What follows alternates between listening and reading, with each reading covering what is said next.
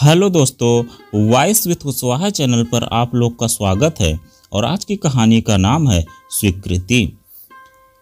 क्या बात है पापा, आजकल आप अलग ही मूड में रहते हैं, कुछ न कुछ गुनगुनाते रहते हैं। पहले तो आपको इस रूप में कभी नहीं देखा। इसका कोई तो कारण होगा। महिमा के इस सवाल पर कुछ पल मौन रहे, फिर हाँ कुछ तो होगा ही कहकर दिलीप जी चाय का घूंट भरते हुए अखबार लेकर बैठ गए।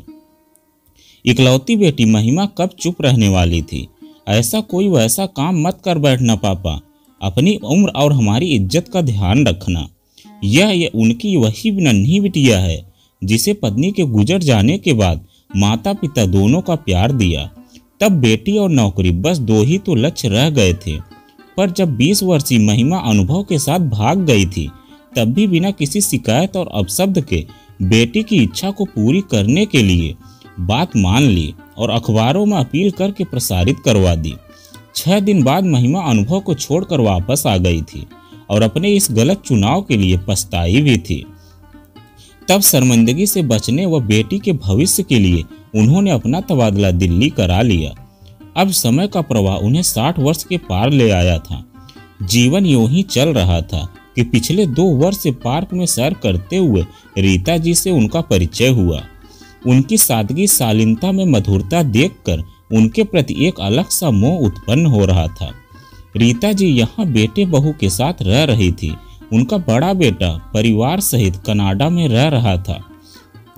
अपने बारे में कुछ सोचती हैं कभी? एक दिन बातों ही बातों में दिलीप जी ने कहा, अपने बारे में अब सोचने को रहा ही क्या है, हाथ पांव चलते जीवन बीत जाए।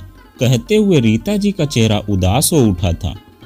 कुछ दिनों बाद दिलीप जी ने जीवन भर का साथ निभाने का प्रस्ताव रीता जी के समक्ष रख दिया। क्या आप मेरे साथ बाकी का जीवन बिताना चाहेंगी? अकेलेपन से हमें मुक्ति मिल जाएगी। इस उम्र में यह मेरा परिवार, आपका परिवार, समाज और हम शब्द गले में ही अटक गए थे। एक विधवा या विधुर को जीवन बिताने की तमन्ना करना क्या गुनाह है? हमने अपने कर्तव्य पूरे कर लिए हैं, अब कुछ अपने लिए तलाश लें तो भला क्या गलत है? तुम्हारी स्वीकृति हम दोनों को नया जीवन देगी। हाँ, यह सच है कि अकेलापन मन को पीड़ित करता है, पर जीवन तो बीत ही गया, अब कितना बचा है जो? कांपते स्वर में रीता जी ने कहा। अब मैं चलती हूँ। और जल्दी से वे वहां से चली गई। इधर 15-20 दिनों से घर से वे नहीं निकली। उस दिन स्नेहा समीर से कह रही थी, आजकल मम्मी घूमने नहीं जाती, गुमसुम बैठी रहती हैं, मातम जैसा बनाए रखती हैं चेहरे पर।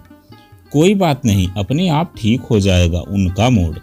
तुम टाइम से तैयार हो जाना, लंच पर प्रेम के घर जाना है। बेटे के इस उत्तर पर रीता जी की आंखें भर आईं। न जाने क्या सोचकर दिलीप जी को मोबाइल पर फोन लगा दिया। उधर से दिलीप जी का धीरे स्वर सुनकर वे घबरा गई। क्या हुआ? कुछ नहीं, 10 दिनों से तबीयत थोड़ी खराब चल रही है। बेटी दामाद पेरिस गए हुए हैं, 4-5 दिनों में ठीक हो जाऊंगा।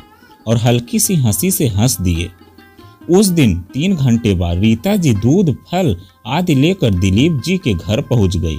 तब दिलीप जी के चेहरे की खुशी रीता जी को अपने अस्तित्व की महत्ता दर्शा गई। आज का दिन उनकी स्वीकृति बन गया। 1 हफ्ते बाद एक दूसरे को माला पहनाकर जीवन साथी बनकर रीता जी के चेहरे पर संतोष के भाव, दुश्चिंता के भाव स्पष्ट दिख रहे थे। दोनों परिवारों के बच्चों से सामना करने का संकोच गहराता जा रहा था। मुझे तो घबराहट व बेचैनी हो रही है कि बच्चे क्या कहेंगे, आसपास के लोग क्या कहेंगे। पाँव में आगे बढ़ने की ताकत जैसे खत्म हो रही है। सब ठीक होगा, मैं हूं ना तुम्हारे साथ। हर स्वीकृति कुछ समय लेती है। अब हमारे कदम रुकेंगे नहीं, पहले मेरे घर चलो। छोटी बिंदी और मांग में सिंदूर भरी महिला को पापा के साथ दरवाजे पर खड़ा देखकर महिमा के आश्चर्य से देखने पर परिचय कराते हुए दिलीप जी बोले, बेटी ये तुम्हारी माँ है, हमने आज ही विवाह किया है। और यह क्या तमाशा है पापा? शादी क्या कोई खेल है जो एक दूसरे को माला पहनाई और बन गए? पहले बात पूरी तो सुनो, अगले माह कोर्ट मैरिज भी होगी। बीच में ही दिलीप जी ने जवाब दे डाला, कुछ भी कहो, यह औरत मेरी माँ नहीं हो सकती और इस घर में यह नहीं रह सकती। वह उंगली तानते हुए बोली, पर यह घर तो मेरा है और अभी मैं जिंदा हूँ, इसीलिए तुम इन्हें रोक नहीं सकती। तभी रीता जी ने आगे बढ़ते हुए कहा, सुनो तो बेटी, मैं आपकी बेटी नहीं हूँ, मत करिए यह नाटक। महिमा पैर पटकती हुई अंदर चली गई। आओ रीता, तुम भीतर आओ। रीता जी का उतरा चेहरा देखकर दिलीप जी ने समझाते हुए कहा, हमारे इस फैसले को ये लोग धीरे धीरे अपनाएंगे, थोड़ा सब्र रखो, सब ठीक हो जाएगा। चाय बनाने के लिए रीता जी के रसोई में घुसते ही महिमा जल्दी से बाहर निकल आई। पीछे पीछे दिलीप जी भी वहीं पहुंच गए। मेरे बच्चे भी न जाने क्या कुछ कहेंगे, कैसा व्यवहार करेंगे, उनके पास जाने की सोच कर ही दिल बैठा जा रहा है। चाय कपों में उड़ेलते हुए रीता जी कह रही थी, मैंने समीर को बता दिया है मैसेज करके, बस अब बच्चों को एहसास दिलाना है कि हम उनके हैं और वे हमारे हैं। हम अलग रहेंगे पर सुख दुख में साथ होंगे। कोशिश होगी कि हम उन पर बंधन या बोझ न बने और उनकी खुशी। तभी महिमा की दर्द भरी चीख सुन के सीढ़ियों की तरफ से आती आवाज पर दोनों उस ओर दौड़े। वह कहीं जाने के लिए निकली ही थी कि ऊंची एड़ी की सैंडल का बैलेंस बिगड़ने से 5 सीढ़ियों से नीचे आ गिरी। रीता जी व दिलीप जी ने सहारा दिया और उनके रूम में बेड पर लिटा दिया। पहले तो दर्द निवारक दवा लगाई, फिर रीता जी जल्दी से हल्दी वाला गर्म दूध लेकर आई। महिमा का पांव देखकर रीता जी समझ गए कि मोच आई है। दिलीप जी से मेडिकल बॉक्स लेकर उसमें से पेनकिलर गोली दी, साथ ही पांव में बैंडेज भी बांध दिया। परेशान न हो महिमा, कुछ ही घंटों में यह ठीक हो जाएगा, कहते हुए रीता जी ने पतली चादर उसके पैरों पर डालकर उसके माथे पर हाथ फेर दिया। धीरे धीरे दर्द कम होता गया। अब महिमा आंखें बंद किए सोच रही थी, सच ही में इस औरत ने पलक झपकते ही यह स्थिति सहज ही संभाल ली। अकेले पापा तो कितने नर्वस हो जाते। कुछ बीती घटनाओं को याद करते हुए वह सोचने लगी, पापा वर्षों से अकेले में जीते आए हैं, अब उन्हें मनपसंद साथी मिला है तो मैं क्यों चिढ़ रही हूँ। बेटी अब कैसा लग रहा है। माथे पर रीता जी का गुनगुना स्पर्श मन को ठंडक दे गया। मैं ठीक हूँ, आप परेशान न हो। एक हल्की सी मुस्कान के साथ महिमा का जवाब पाकर रीता जी का मन हल्का हो गया। अगले दिन रीता जी अपने द्वार की घंटी बजाकर दिलीप जी के साथ दरवाजा खुलने की प्रतीक्षा में खड़ी थी।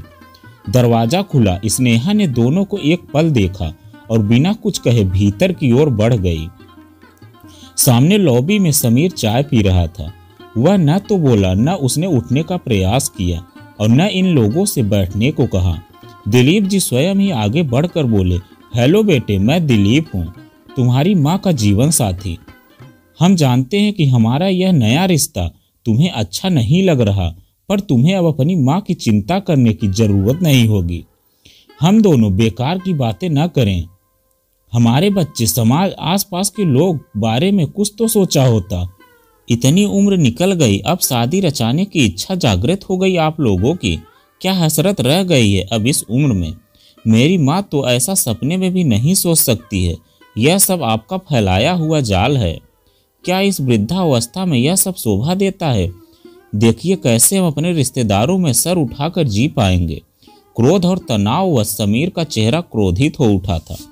तभी रीता जी सामने आई। कौन से रिश्तेदारों की बात कर रहा है। जब मैं 2 छोटे बच्चों के साथ मुसीबतों से जूझ रही थी, तब तो कोई सगा अपने सामने नहीं आया। तुम्हारे पापा की मृत्यु के साथ जैसे मेरा अस्तित्व भी समाप्त हो गया था, पर मैं जिंदा थी। सच पूछो तो मुझे स्वयं पर गर्व है कि मैंने अपना कर्तव्य पूरी तरह निभाया। तुम बच्चों को ऊंचाई तक पहुंचाया।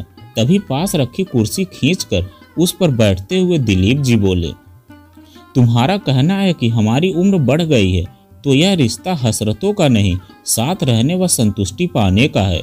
बेटे, एक बार हमारी भावना संवेदना पर गौर करना, सोचना और हमें अपना लेना। हम तो तुम्हारे ही हैं, तुम भी हमारे हो जाना। तुम्हारा छोटा सा साथ हमें ऊर्जा व खुशी से लबालब रखेगा। अब हम चलते हैं। उसी शाम महिमा को भी फोन कर दिया। आज हिमांशु भी भारत आ जाएगा। परसों सोमवार की सुबह तुम लोग उस फ्लैट पर आ जाना। और हाँ, रीता जी का परिवार भी निमंत्रित है। तुम सबकी प्रतीक्षा होगी हमें, फोन डिस्कनेक्ट करने ही वाले थे कि उधर से आवाज आई, पापा हम जरूर आएंगे, बाय बाय। दिलीप जी के चेहरे पर मुस्कुराहट छा गई। वर्षों पूर्व छुट्टी एक सी रूम में सोने की आदत अपनाने में सहजता व कुछ अजीब सा लग रहा था। दिलीप जी व रीता जी को कुछ भी बातें करते करते एक सुकून के साथ कब वे दोनों नींद की आगोश में समा गए पता ही नहीं चला। गहरी नींद में सोती हुई रीता जी अलार्म की घंटी पर हल्की सी चीख के साथ जाग पड़ी। क्या हुआ, कौन है? अरे कोई नहीं, यह तो घड़ी का अलार्म बजा है। अभी तो शायद 5 या 5:30 ही बजे होंगे। और यह अलार्म? हाँ, मैं इतनी जल्दी उठता हूँ, फिर फ्रेश होकर सैर करने के लिए निकल जाता हूँ। तुम चलोगे? दिलीप जी के पूछने पर अरे नहीं, मैं आधी रात के बाद तो सो पाई हूँ, परेशानी युक्त स्वर में जवाब आया। क्यों, क्या तुम्हें नींद न आने की समस्या है? नहीं, ऐसी बात नहीं है। असल में नई जगह पर नींद थोड़ी कठिनाई से आ पाती है। जीवन में कई ऐसी बातें होती है जिन पर गौर नहीं किया जाता, खास महत्व नहीं दिया जाता और फिर अचानक ही वे महत्वपूर्ण हो जाती है। जैसे कि दिलीप जी को चटपटी सब्जी, एकदम खौलती हुई चाय, मीठे के नाम पर बूंदी के लड्डू बहुत पसंद है। इसके विपरीत रीता जी को सादा हल्के मसाले की सब्जी और बूंदी के लड्डू की तो गंध भी पसंद नहीं आती। अब वे दोनों ही एक दूसरे की पसंद पर ध्यान देने लगे हैं, एक दूसरे की खुशी का ध्यान करते हैं। पहले सोमवार की दोपहर दिलीप जी व रीता जी के घर में दोनों परिवारों के बच्चे एक दूसरे से परिचित हो रहे थे। समीर और स्नेहा चुप थे, पर महिमा और हिमांशु बातों में पहल कर रहे थे। तभी दिलीप जी की आवाज पर सब चुप हो गए। बच्चों, हम कुछ कहना चाहते हैं। हमारी इस शादी से किसी के परिवार पर भी आर्थिक स्तर पर कोई दबाव नहीं होगा। प्रॉपर्टी बढ़ जाएगी या ऐसी ही कुछ और समस्या का सामना होगा, ऐसा कुछ भी नहीं होगा। हम दोनों ने कोर्ट में एफिडेविट बनवा कर निश्चय किया है कि हम पति पत्नी बनकर एक दूसरे की चल अचल संपत्ति पर हक नहीं रखेंगे। अपनी इच्छा से हम अपनी संपत्ति गिफ्ट करने की स्वतंत्रता होगी। अपनी अपनी पेंशन अपनी इच्छा से खर्च करने की मर्जी होगी। खास बात यह है कि तुम्हारी माँ अपनी पेंशन को हमारे घर के खर्च पर नहीं लगाएंगे। यह खर्च मैं वहन करूंगा। आर्थिक सहायता नहीं, पर भावात्मक या कभी साथ की जरूरत हुई तो हम बच्चों की राह देखेंगे। हम तो तुम्हारे ही हैं, बस तुम्हें अपना बनता हुआ देखना चाहते हैं। और भी कुछ जिज्ञासा हो तो आप पूछ सकते हैं। इतना कहकर दिलीप जी प्रतिक्रिया की प्रतीक्षा में चुप हो गए। हम आपके साथ हैं, आपकी खुशी में हम भी खुश हैं, दोनों परिवारों के सदस्यों ने एक स्वर में कहा। तभी दिलीप जी ने रीता जी का हाथ धीरे से थामते हुए कहा, शेष जीवन कटेगा नहीं, अब व्यतीत होगा। तो दोस्तों, यह कहानी आपको कैसी लगी कमेंट में लिखकर जरूर बताइएगा। अगर आप हमारे चैनल पर नए हैं प्लीज़ चैनल को सब्सक्राइब कीजिएगा और वीडियो को एक लाइक जरूर कीजिए, क्योंकि आपको इस चैनल पर ऐसे ही वीडियो देखने को मिलती रहती हैं।